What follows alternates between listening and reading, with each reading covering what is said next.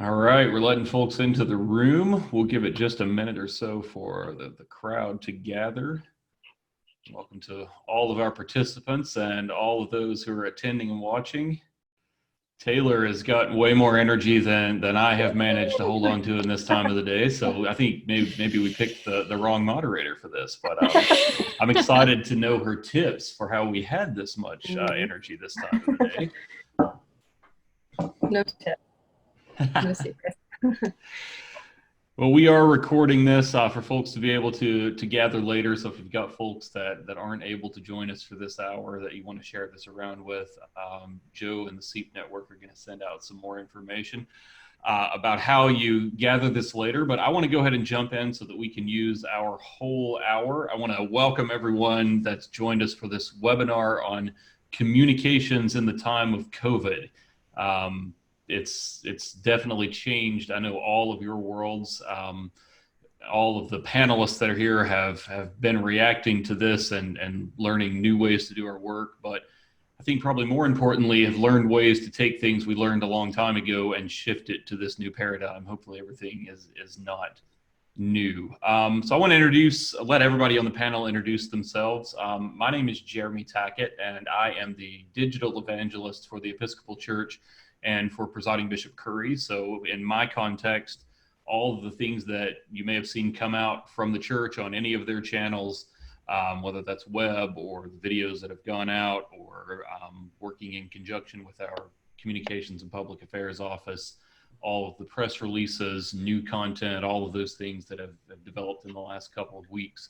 So I really look at this from an organizational perspective and hopefully can bring some insight for those of you that are particularly reaching out to lots of different parts of an organization.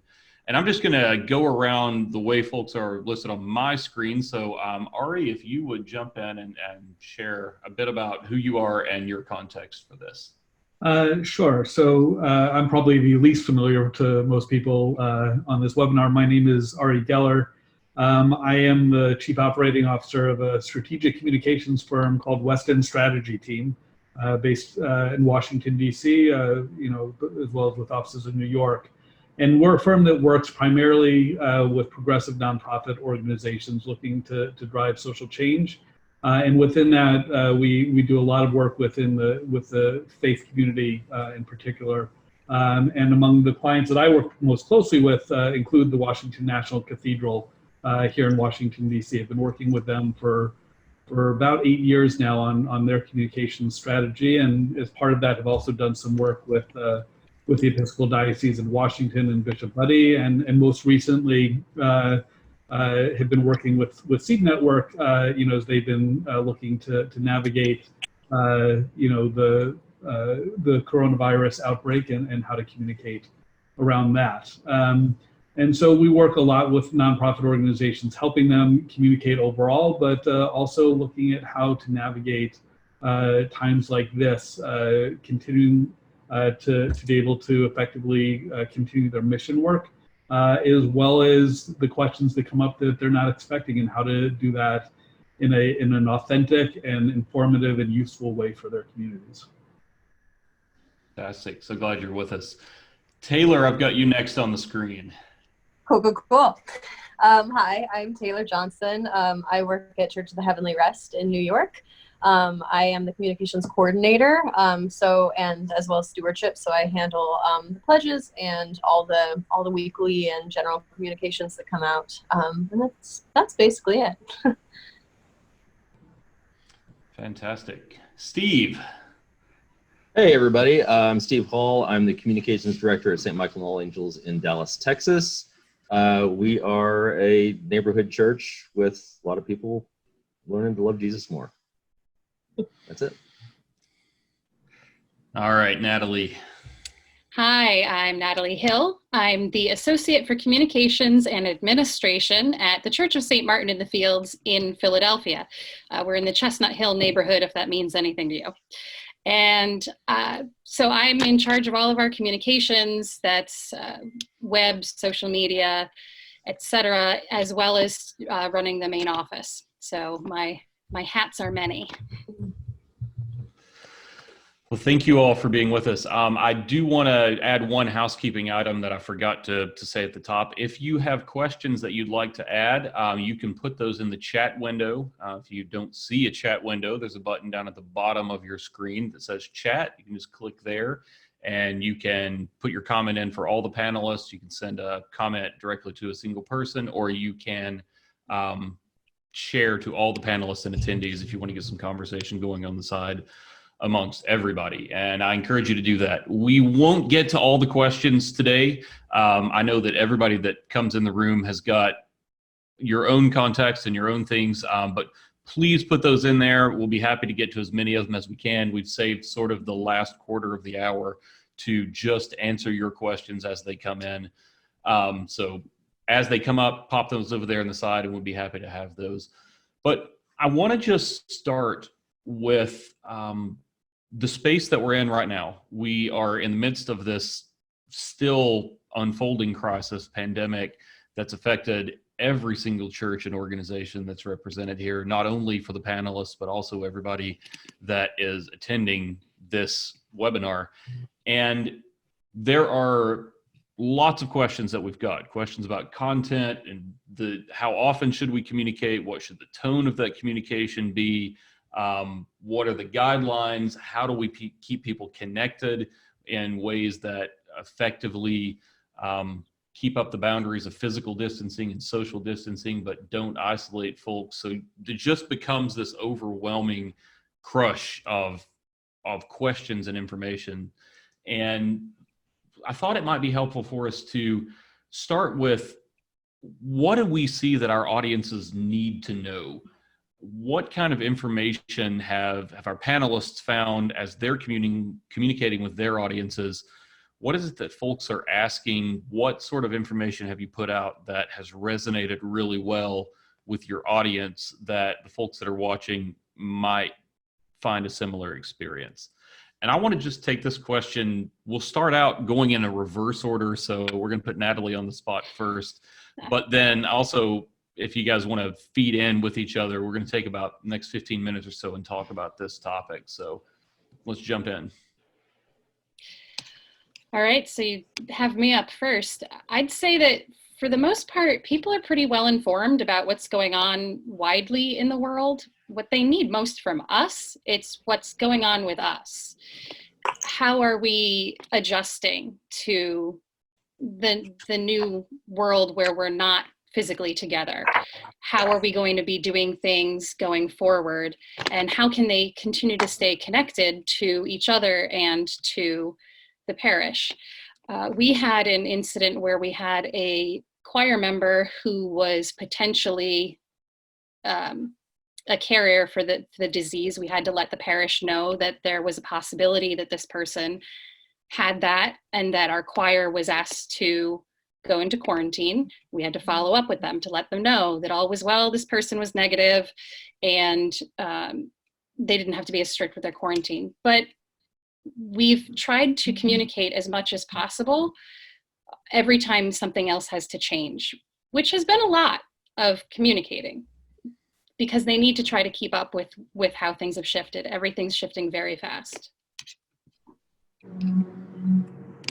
Steve, what have you seen?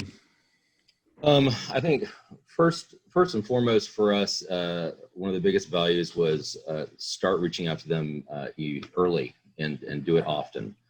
Of the things that we can tell them, that has been a little bit of a sliding scale, I think, at times, but we know that we don't want to give people an opportunity to have to wonder what's going on and to be proactive in addressing that before it has a chance to really take root. So for us, reminding them that they're not alone.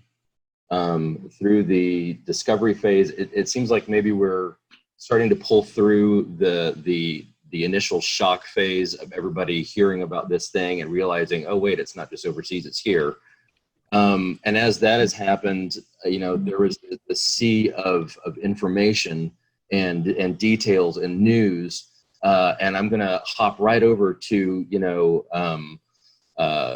Facebook or to one of the social media things and see what everybody's saying, and that's my news source. So it became really important for us quickly to try and stem that tide and say, no, there are some official places where you can get real information to try and mitigate some of the, I don't know if hysteria is too strong of a word, but there was a lot of misconception, a lot of disinformation. So number one, trying to keep the conversation based on facts, to let people know that they're not alone, to reinforce that a couple of good touches at least every 48, 72 hours, something like that. That's been really important for us. Taylor, how about in your context? I think based on what Steve is saying, we also are just trying to let people know that they're not alone, you know, and that social distancing does not mean that we're not spiritually together at all times. And I also think there's something about, well, not something, I mean, it's very clear that we all feel like a little helpless in this situation. We have to stay home and we can't be together as a community. We can't worship together or do the programming. And so letting people know that they can still do good and like live their faith and live their life in Christ and out in the world while being home.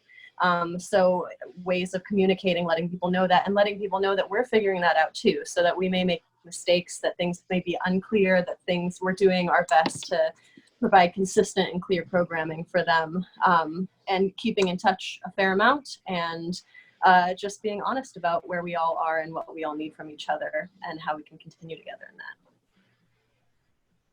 Ari, you probably have the most different perspective from those of us working in church communications, but for you, what is it that you're communicating and how's that happening? So, I mean, I'm helping many different types of organizations communicate right now. Everybody from, you know, people within, you know, the National Cathedral to we have clients in the Jewish community and the Muslim community and many other communities. But it's basically the same across the board. You know, I think that organizations and houses of worship need to be communicating in two parallel paths. You know, that there is what's going on with this crisis right now and how we communicate about this crisis with our communities. And then there's the work that we do that's ongoing, that we would have been doing regardless of this crisis happening. And that there's a real hunger for that second path out there right now, that people don't want to only hear about what we're doing about the crisis. They want to know that the rest of our work is continuing. You know, frankly, some of it is they just want the distraction, that they don't want to, you know, constantly be watching CNN or MSNBC or reading the newspaper and only being presented, you know, with what's going on in the crisis. They sometimes want to know the other, you know, good things that are happening in the world, or other ways that they can engage themselves. I have one client, for example, that has been doing a weekly Facebook Live, or sorry, a daily Facebook Live. They started yesterday. They did the second one today. It's at 12:15 every day. On a topic that may or may not have to do with coronavirus. You know, it has to do with their mission work, but, you know, somebody interesting, it's just a 20-minute conversation that while somebody may be having lunch, they can kind of tune in and listen to a conversation. And so looking for those opportunities is really important. What I'll say in terms of the path of communications about communicating around the coronavirus is that the most important piece of advice I can give to people is to stay in your lane. You know, that if you are not a healthcare expert, then you should not be giving healthcare advice. That to the extent that you're sharing healthcare advice, that we should all pretend we're back in college and source every piece of information that we're going to give. That if you're offering a piece of healthcare advice, that source who told you that advice. That as the CDC is saying, as local government is saying, but to be able to share that advice, and that we should not be going with just our gut opinion. Well, you know, based on what I'm seeing, in my opinion, as somebody who has no academic qualifications to make such a judgment, I think everybody should go back to work. That's not the type of thing of advice that we should be sharing. We should be sourcing that information. But we do have a lane that's really important, that all of you, in terms of the pastoral care, like that is so important and so needed right now, and that's really the lane that your communities are expecting from you and what they want to be hearing from you. And so doing that in an authentic way that's true to who you are and what your expertise is really important right now. Yeah, one of the things that we found at the Episcopal Church level is we found very quickly that there's so much information coming from so many places that it could end up being all we talk about. And so we made the conscious decision to create one page, one section on our site that was going to be COVID-19 related. We put all the stuff in there, source it, and it started out as one page with a couple paragraphs. Now I think it's a 6 or 8 page section with all kinds of different information, but exactly like you said, trying to keep it there so that it doesn't inundate the folks that want to just come and do something else for a minute, see different kinds of content, can still get to that without constantly being reminded of it. That's really helpful. There's a couple questions coming in that I think really speak to this part of the conversation. And one of the questions I'm especially interested, those of you that work inside churches, how are you connecting with the folks that we've got a Facebook page, we've got a website, we've got emails, we've got Twitter, but there's a lot of people in churches that's not how they connect, and they still need to get this information as well. Anything that you're doing that you found works really well for reaching out to those folks that maybe aren't digital natives?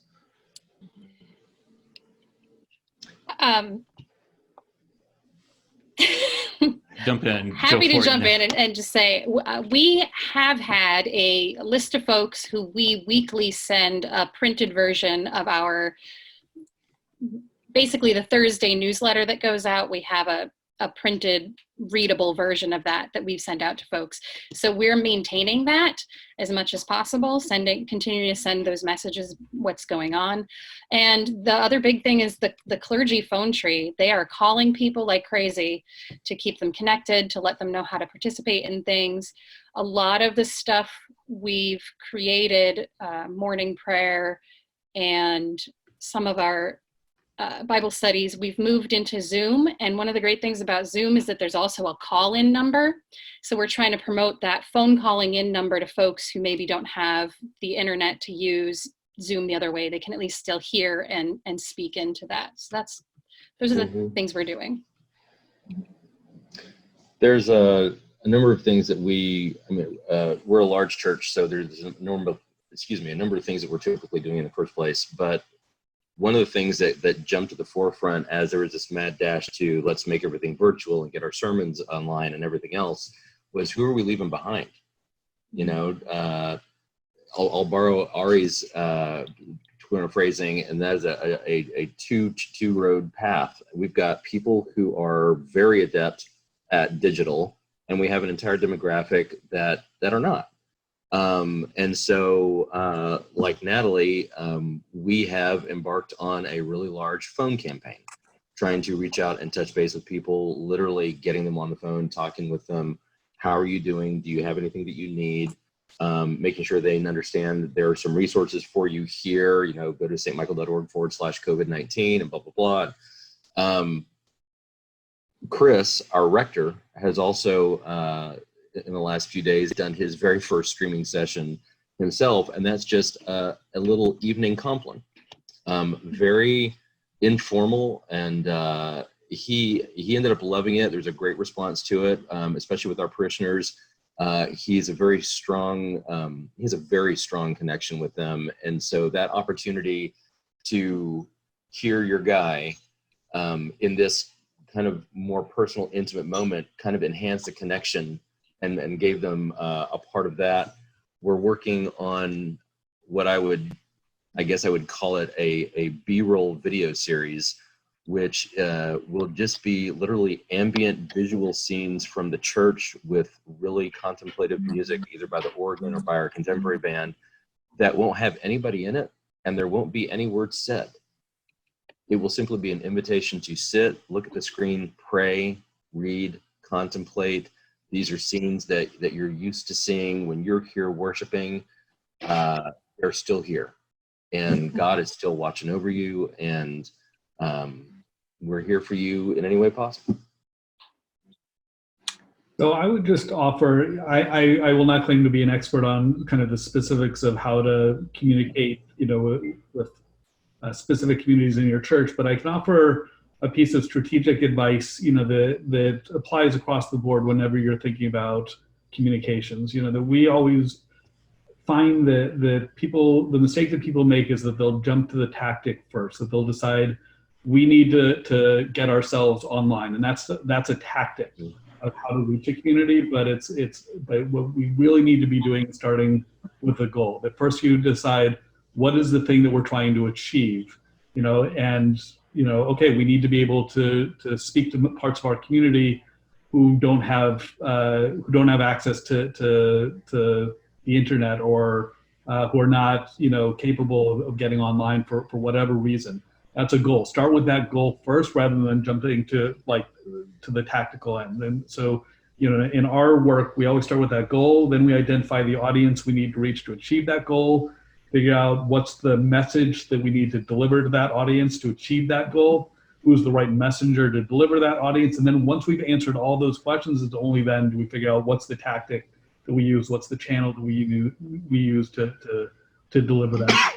So if you kind of follow that path, follow those steps, whenever you're thinking about your communication strategy, if you follow those steps, it'll usually lead you to the right conclusion. Well, yeah, and I think this is all about connection and the connection we feel with each other. And so giving the agency to our parishioners as well to say, can you reach out to someone someone you've met, someone that you met just once, you may have exchanged an email or phone number with.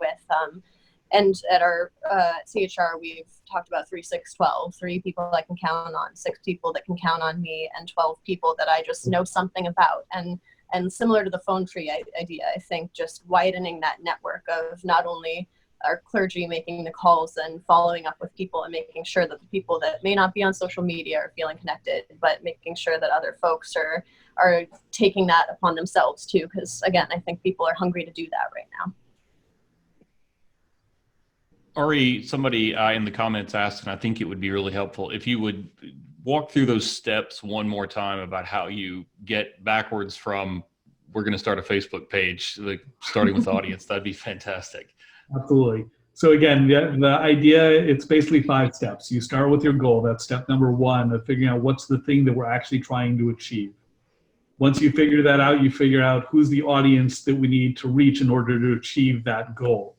Once you figured out who your audience is, you've got to figure out what's the message that we're going to use to motivate that audience. What's the thing that I need to say to them that's going to make them take the action that we're looking to motivate. Then you figure out who's the right messenger for that audience that is going to carry weight with that audience, that they're going to listen to, and that they're going to move forward on that. And then once you figured out those first 4 steps, the final step is figuring out what's the channel of delivery. And so that channel of delivery could be a Facebook Live, it could be a phone tree, it could be an email, it could be, it could be a letter to the editor, it could be placing an op-ed, it could be, all those different ways of communicating, depending on who your audience is. The additional piece I'll add on Messenger is really important, to think about of who's going to resonate with your audience in terms of the message you're trying to get across. And our instinct is usually to go with the head of the organization, and that's not always the answer. And the example that I'll give, so one of the clients that we've worked with for years is a JCC here in the DC area, a Jewish Community Center. And at one point they needed to communicate something to their preschool, and it occurred to us that most of the preschool parents didn't know the director of the JCC, they knew the director of the preschool. So having the director of the JCC communicate with the parents wasn't going to resonate with them in the way that we needed it to. We needed the director of the preschool to actually be the one to share the message with the community. So thinking, in those ways that it's not always the head of the organization, it's the person that most connects with the audience and that's most going to resonate with that audience. I'm just going to chop that part there and send it to everybody in the Episcopal Church that wants Michael Curry to do the announcement for whatever the thing is that they have. That's exactly right. That there's having that messenger. Every step in that is just incredibly important and just right.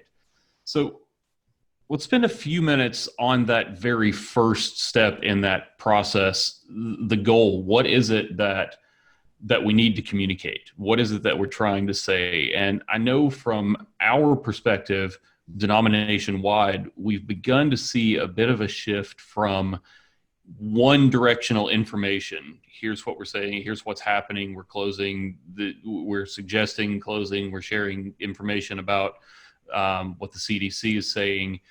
Now it seems to be starting to develop more two-way communication tools. We're in this quarantine kind of place. Everybody is socially distancing, physically distancing. So we're moving to communications that allow people to sort of still feel connected. Are you all seeing any of those types of shifts in your context, or what are the tips that you found to help deliver the kind of information that folks are looking for, and what is it that our goal should be right now?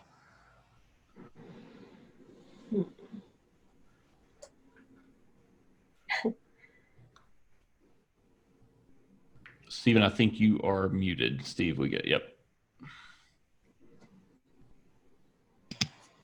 Technology is wonderful. As was mentioned earlier, early on in this, everything was about making sure that the information was accurate, that people were getting access to the right news sources to avoid disinformation. But as you're talking about, Jeremy, it does shift, at least it did for us. The way that we're trying to spin it now is not dropping off that, but lead with the positive. Due to the guidelines, whatever municipal restrictions may be enforced where you are, your buildings might be closed. You might not have the option to. However, that's just the building. Worship hasn't stopped. Connection doesn't have to stop. So even making that building announcement to be something like, we're worshiping live with streaming services on Sunday due to the blah, blah, blah. And we include that within the context of a positive statement about what there is for people to be a part of. But then also, this is a tunnel, and there's an end to the tunnel and a light at the end, and there are global relationships and events and schedules, and they're all going to be there when this is over. And right now, sometimes it's hard to see the forest for the trees, and people may lose sight of that. But to remind them, this thing is coming up. There's no reason at this point that it's not going to. So give them something to hold on to. Give them something to, when they can come out of their houses here in Dallas, to re-engage physically, that it's not just all gloom and doom. Stay positive. Right. Yeah, and I think that going off of that, there's opportunity in this moment. Like there are opportunities to connect with people far away, or parishioners. We've gotten emails from parishioners who aren't in New York anymore who say, I haven't been able to be a part of worship or programming for a long time now, but I've really appreciated being able to engage with the Zoom morning prayer or with Bible studies or something like that. So there are opportunities for joy and for kindness in these moments. And so I think it's about reminding people of that, and also making sure that all of our communications, like Steve was saying, have this tone of optimism and hope and seizing the moment, while of course acknowledging the difficulties and the struggles that are coming within this moment. And also, I think a big part of what folks need from us is to be heard, and creating space and opportunities for them to come to us. And if they're living alone, or if they're just having a rough day with their family, to be able to check in with us and just be where they're at in community with us as a community. Go ahead, Natalee. I agree with all of that. I think folks want to be connected to one another.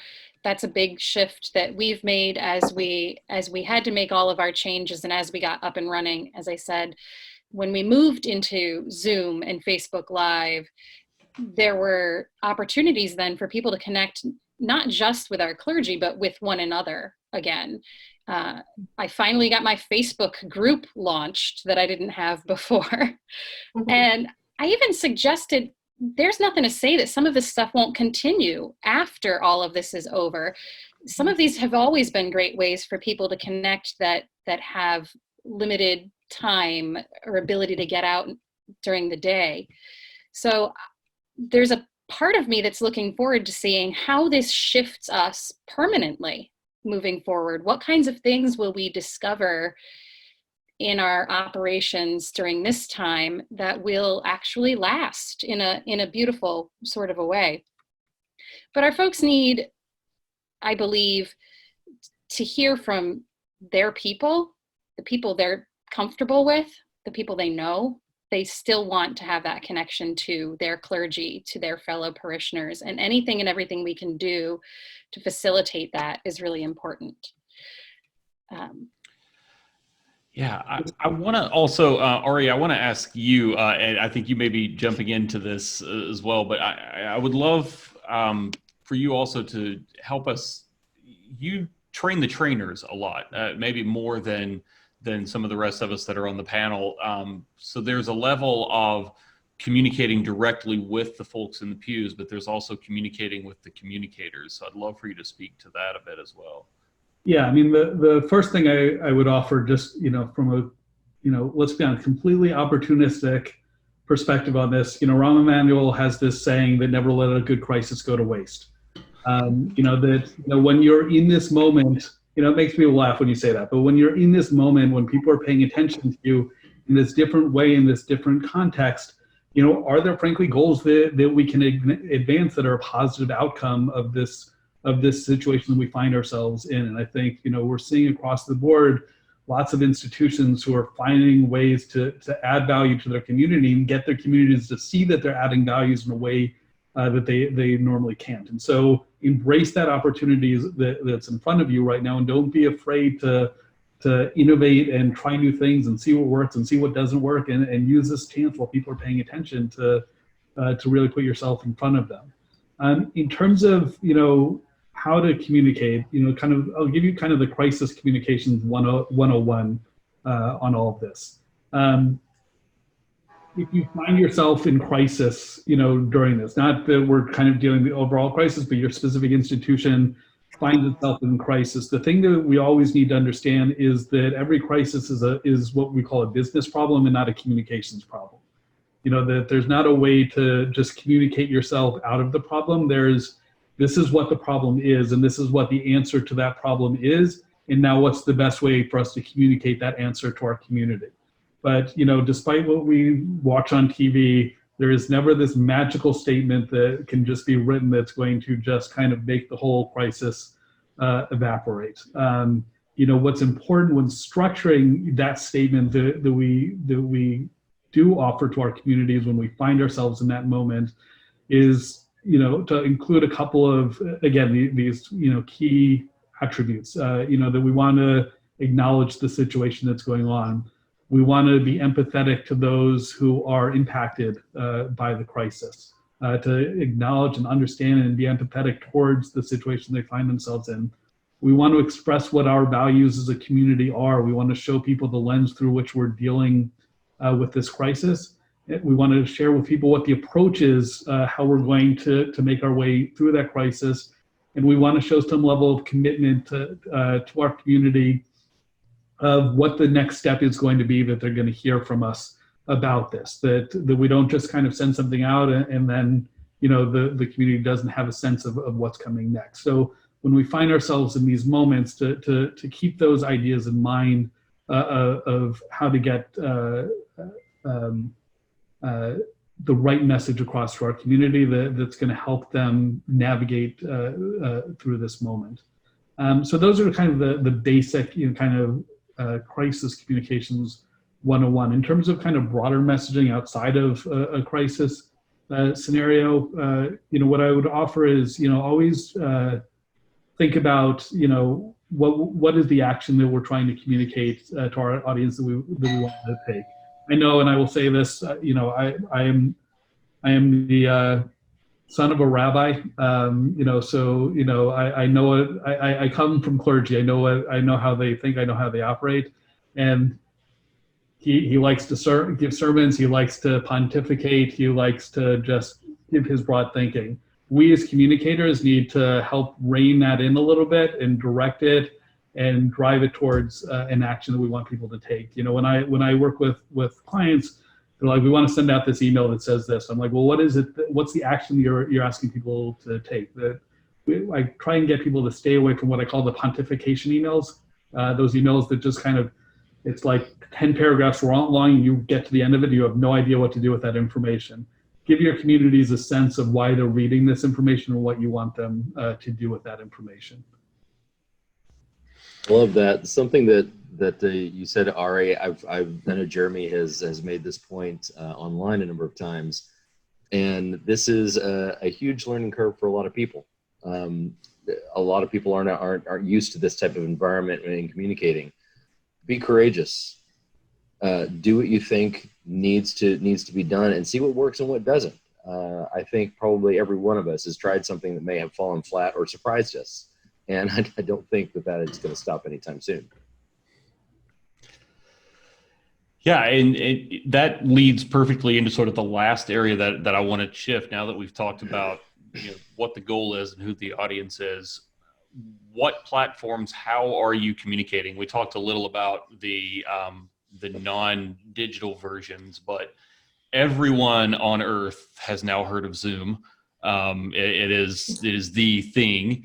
And everybody knows about Facebook Live and live streaming and all the different ways that you can do that. And there's Twitter and there's Instagram and there's all this stuff. So how do we communicate? A lot of questions have come in about platforms. What have you all found about using different tools? Do we need to do all of them? What's your best wisdom on how we communicate these messages out? I'm just going to try to read faces to figure out who's ready to talk first. I think Taylor is ready to go. You got it. Well, I think it's all about knowing, as we were talking about before, knowing your audience. I think for our community, we have a Facebook community, we have like a sprinkling of an Instagram community and an email community. And so our emails generally go to the people that are slightly more engaged, or the people that are opening the emails are the ones that are slightly more engaged, whereas Facebook is reaching a little bit further out to the people on the fringes, people that may not be coming regularly. And so for us, those have served as the most useful, as well as all the Zoom platforms and such.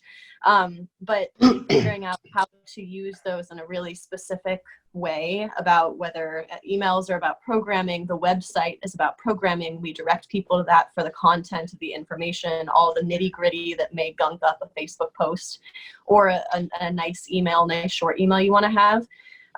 But something, this might be a little bit in the weeds, but something that I found very useful with Facebook posts and emails during this time is just assigning personality to it and a face to it. Whereas I feel like a lot before, when I was making Facebook posts or sending emails, they would just be from Church of the Heavenly Rest, they were just kind of general. But if they're coming from a person that someone hasn't seen for a while, or someone that elicits this feeling of, oh, that's home, oh, I miss that person, oh, I should reach, I think it's about making our organizations less of organizations during this time and more of just a friendly face and a helping hand. And the other thing I'll just pop in to say is that being out in the community doesn't necessarily exist right now, but for places where people have to continue going, like the grocery stores or laundromat, well, that's very New York, but like laundromats or grocery stores or, certain places like that, we've done chalk art on the sidewalk. And so, that could be something that is a community or I guess, well, it can't be a community activity, but you know what I mean. Being out in the community in that way and eliciting joy and art and supporting art and hope in creative and distinct ways as well. I really like that idea of doing something new, doing something creative, not necessarily. I'm going to start talking about chalk art always as one of the things that we do, but also here and what you said, Taylor, what Ari said earlier about the messenger being important as well. It's when you can hear from somebody that's maybe not the rector that you get the weekly email from, that could be really, really valuable as well. Other thoughts on what platforms and how you're communicating? So what I would offer on platforms is know your capacity. I think, what Taylor offered is exactly right in terms of all those different platforms that are available to you, but also don't overcommit yourself. The idea is to get really good on a platform before you add another platform, to the mix. And then understanding kind of the demographics of which platforms reach who, and then figuring out, again, to that idea of goal, audience, messenger, all of that, figuring out, okay, if my goal is to reach young people, yeah, Instagram is great, but if I'm frankly trying to reach the 16 older crowd, they're really not on Instagram, and so that's not going to be the platform that I use to. So really, what we've seen is Facebook and Twitter remain the two largest platforms. They reach kind of the biggest audience, overall, and Facebook, frankly, by large, still the largest audience. So most communities want to get good at those two platforms first before they start adding these other dimensions. Now, there's other variable factors that may change some of that. That if you are live streaming your services on Sunday, then YouTube may be a channel that you want to add into the mix more quickly. And then the other thing is to make a commitment in terms of a content calendar, of set an expectation from your community of how often they should expect to hear from you on these platforms. It's not that you have to say to them, you're going to hear from me X number of times a week or a day, but get them used to it. Don't post 5 posts in one day and then don't communicate again for another 2 weeks. Try and be consistent, on Facebook, a couple posts a day is fine if you can manage it, or 1 post a day is fine if you can manage it. Twitter, there's capacity for more on Twitter. People are open to a more regular stream on Twitter. So again, if you can handle it and if it's useful to you, don't be afraid to post more often on Twitter. In my pre-COVID existence, I do a lot of trainings with churches, with individuals, with groups that are doing digital evangelism, digital communication. And I remind them at the end of every talk that, yes, we just went through a bunch of different tools, but I encourage you that doesn't mean you have to use them all. You're not magically going to have more people running your communications than you had a week ago. So if your capacity is to do 1 platform and do 1 post a week, do 1 great post a week with that platform. Remember that we're all human in this. So we're all going to need to breathe. We need breaks, and that's absolutely okay. You don't have to feel overwhelmed constantly because there's a million different tools out there and you don't use them all or even know what they are. That's okay. Any other thoughts on how we communicate? I want to move just to one other part of that question about how do we communicate in an engaging and uplifting and encouraging way versus a way that makes folks feel more isolated and more paranoid. We've touched on that a bit, but I want to give you all a chance to talk about how you're doing that in your communications.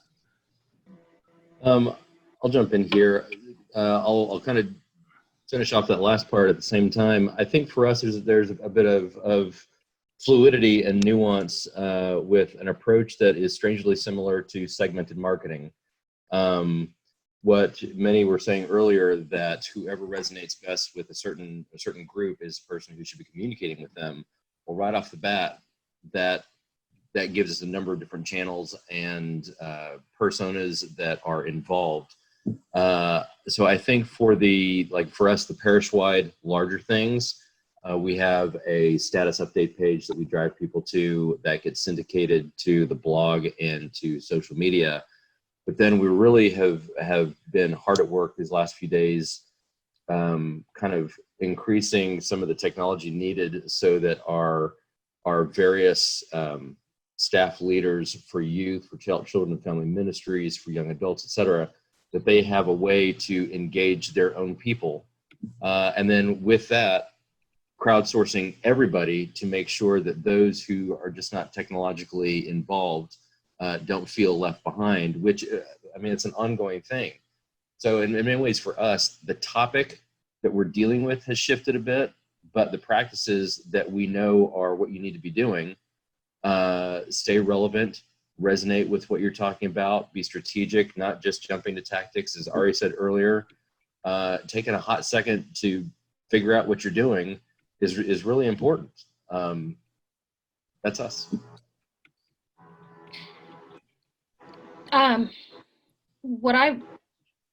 Sorry, my little screen's highlighting Taylor, so I wasn't sure if she was going. What I would say is that we're spending time acknowledging the reality of how people are feeling, that there's grief right now. And we're in Lent. Lent isn't the most joyous time necessarily.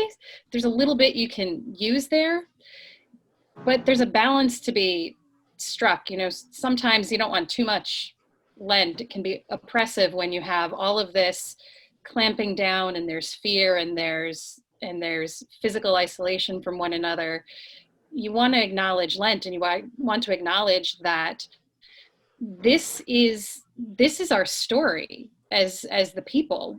We've been through this before historically, and God sees us through these times, and there is hope, and there is Easter on the other side, even if Easter is not the way we've had it before, that we still have those promises, and there is still great glory to look forward to, even in a time of exile in Babylon. But trying to find ways to strike that balance so people aren't too overwhelmed by what's going on or feeling too oppressed by it, and able to see the hope, the light that is down the line somewhere. And I think one of the really practical ways we can inspire that is just in our language, you know, is by not, I think someone was saying before, like not focusing too much on COVID, and not like huddling around this thing that's like taking up so much of our lives right now. But instead choosing to use language that isn't necessarily like, yay, happy, happy, joy, joy, you know, because that's just inauthentic.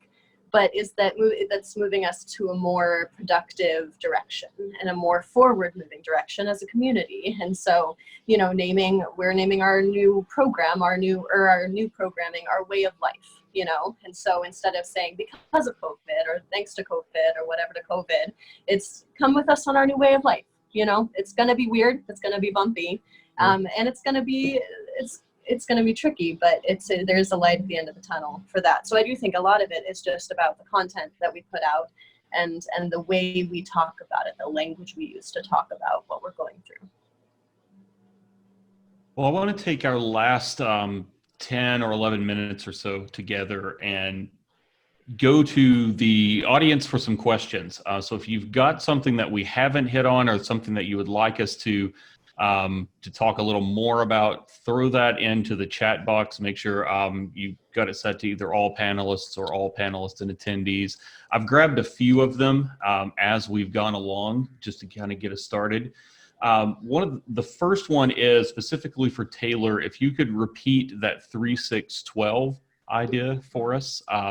Folks were really interested in hearing about that. Yeah, cool. So it's an idea of broadening your parish community and getting folks to connect kind of to a broader network of people. So it's 3 people, or like as an individual human, 3 people that I can count on, 6 people who can count on me, and 12 people that I know something about besides their names, because names is just a freebie. So it's 12 people that I know some random fact about. Great, thank you. Yeah. I really like that. Yeah, me That's too. fantastic. That's great. Yeah, it's a fun time. I can see it finding its way into future presentations. And somebody said, can we email that out? As part of the email that you'll get with the link, you're going to get all of this because it's all going to be recorded for you. And so you can go back and pull any chunk of it that you may have missed. So don't worry if you didn't get all the notes. Sort of in your experience, how much of, and Ari, I think this could be a really interesting question for you to take on. How much of the message is the communicator influencing, and how much of it are they communicating it out for other leaders? Sort of how does a communicator fit into these decisions that are being made in an organization in a time like this? So for those of you who are the communications director, if that's kind of the question you're asking and the role that you play, I take a very expansive view of that role. Some people think of a communications director as they're the person who makes sure that the email is sent out on time. I take a much more expansive view of the role. That a good communications director basically has their eye on any communication that's going to a large audience from the institution. So whether and making sure that you're being a good brand manager across the institution. That the message that's coming out from your worship staff should not be different than it is from the message going on from your education staff or your development staff or whatever other kind of segments you have. That a good communications director is making sure that all those different parts of your institution are speaking with a similar voice, and that you're resourcing them to make sure that they know what the message is that we want to be getting across. Now, that doesn't mean that each one of those parts delivers that message in the exact same way.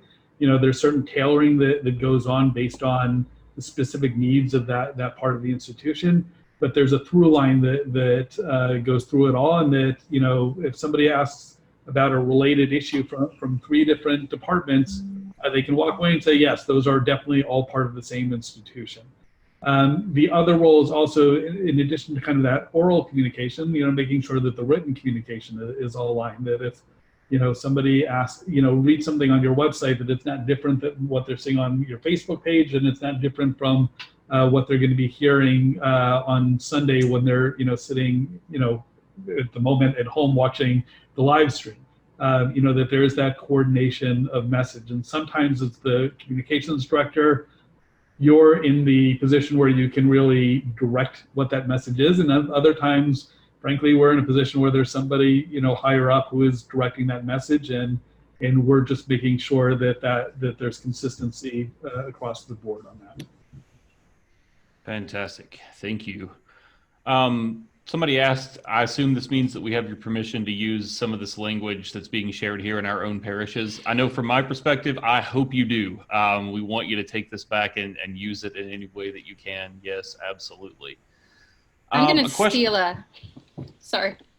steal Taylor's idea of the chalk art and suggest that our parishioners tell their communities how to find us online for Easter by writing it in chalk on their sidewalks. I love it. Do it. I love it. I'll also tell you, my boss is a huge fan of what's called spray chalk, where you can it actually comes in a can, and you create a template and you just put it down on the sidewalk, and then you just kind of spray the chalk on, and you can repeat it over and over again if you want to do it and ramp it up and do it all over the place. I love that. I want to get to 2 more questions that we've got here. One is about tone, and I'm really interested in this. We've talked a lot about wanting to balance and keep a positive and encouraging message. How do we do that when we know that a lot of people that are in our congregations are struggling not only with maybe fear around the disease, but rippling things like struggling with jobs, etc.? How do we strike that balance of tone between being encouraging and positive and being realistic about the world that these communications are being received in? So I think that you want to be able to share their concerns. A lot of us are feeling the same concerns that we're hearing. We share that fear or that anger or that sadness about what's going on, and it's okay to say that we are. But then the next step that we all have the responsibility to do is to show a path forward. To say this is where we are right now, but here's what we're doing to get ourselves to the next step. And we may not see the finish line yet, but we do see the next step in all this. We do see where we're going to go next.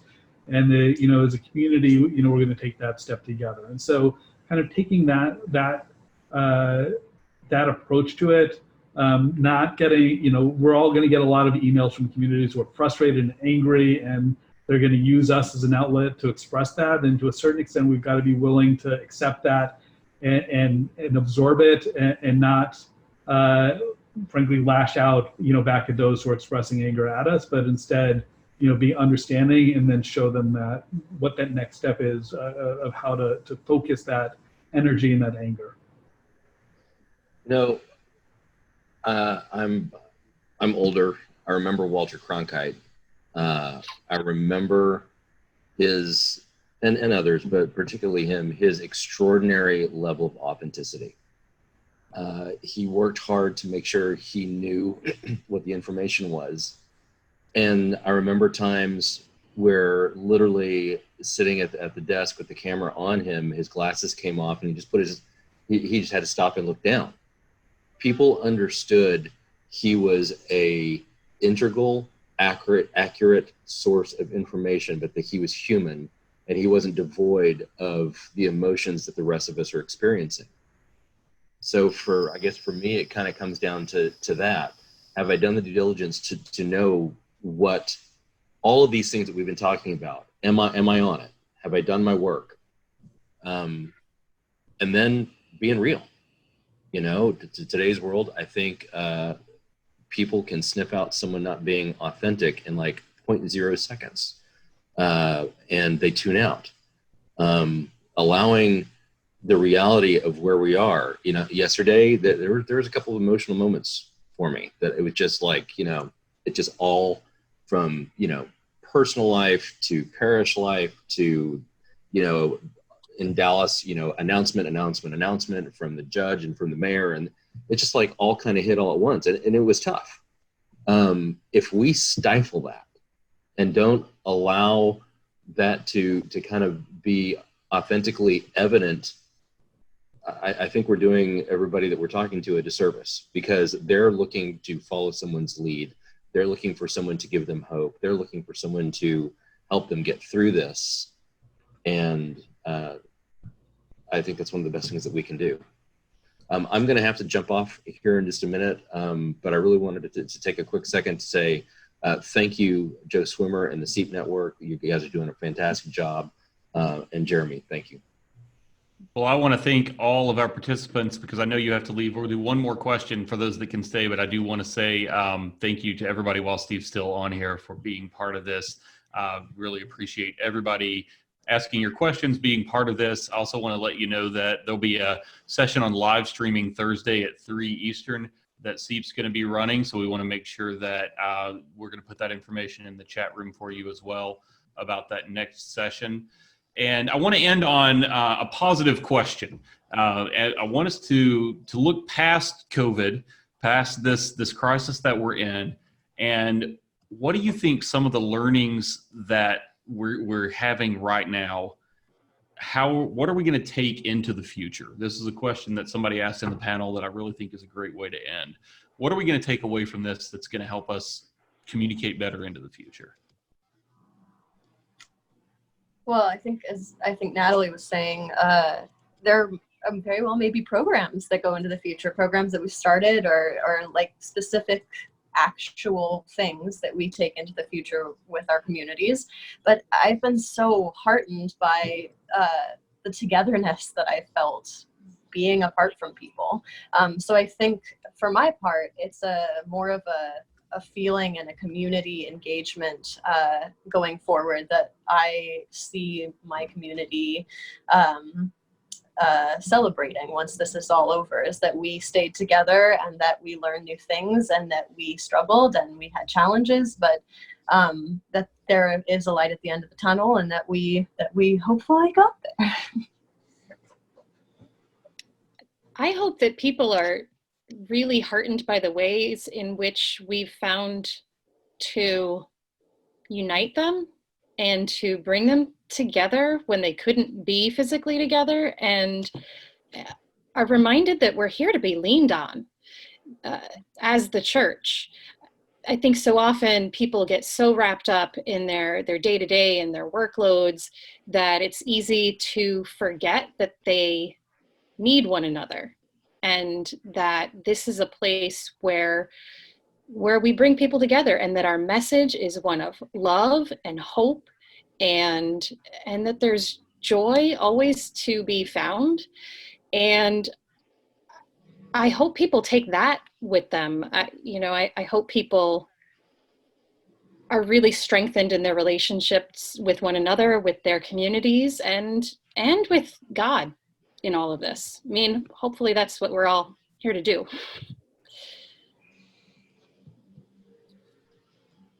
I want to jump in one more time to say a phrase that's really connected with me has been joyful resilience, and that we go on in joy, and that doesn't discount anything else or any of the struggles, but that we are resilient and celebrate that resilience within ourselves and the community.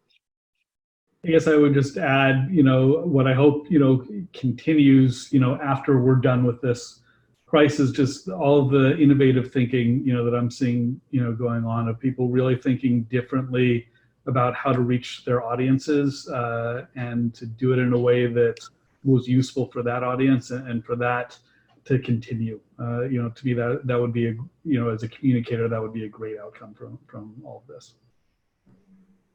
Well, with that, a special thank you to Joe Swimmer and the whole SEEP network for allowing us to have this conversation, for bringing us together. I know I've loved it. I've always am heartened by getting to do this. Taylor, Ari, Natalee, thank you so much for being part of it. Thank you, everybody that came on and joined us, for your questions.